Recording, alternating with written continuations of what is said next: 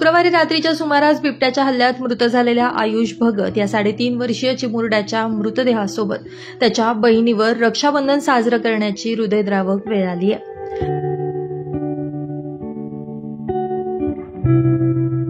नाशिकच्या Wadner Dumala range road भागात राहणारा आयुष जगन भगत हा 3.5 वर्षीय चिमुकला घराबाहेर खेळत होता। यावेळी बिबट्यानं त्याच्यावर अचानकपणे हल्ला करत त्याला सुमारे अर्धा किलोमीटरपर्यंत फरफटत नेलं। आपला मुलगा दिसला नाही म्हणून त्याच्या कुटुंबियांकडून त्याचा शोध घेण्यास सुरुवात झाली। यावेळी अंगणामध्ये त्यांना रक्त सांडलेलं दिसलं आणि त्यांच्या काळजाचा ठोका चुकला। या घटनेची माहिती पंचक्रोशीत पसरली आणि नागरिकांनी आयुषचा शोध घेण्यास सुरुवात केली।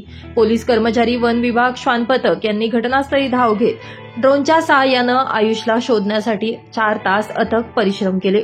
यावेळी त्याचा उसाच्या फड्यात अर्धवट अवस्थेत खाल्लेला मृतदेह आढळून आला। दरम्यान रक्षाबंधनाच्या पूर्वसंध्येला बिबट्याच्या हल्ल्यात मृत झालेल्या आयुषवर शवविच्छेदन पार पडल्यानंतर रक्षाबंधनाच्या दिवशी आयुषच्या बहिणीनं आपल्या भावाला शेवटची राखी बांधत अखेरचा निरोप दिला। या हृदयद्रावक घटनेमुळे संपूर्ण नाशिक जिल्ह्यामध्ये हळहळ व्यक्त केली जातीये।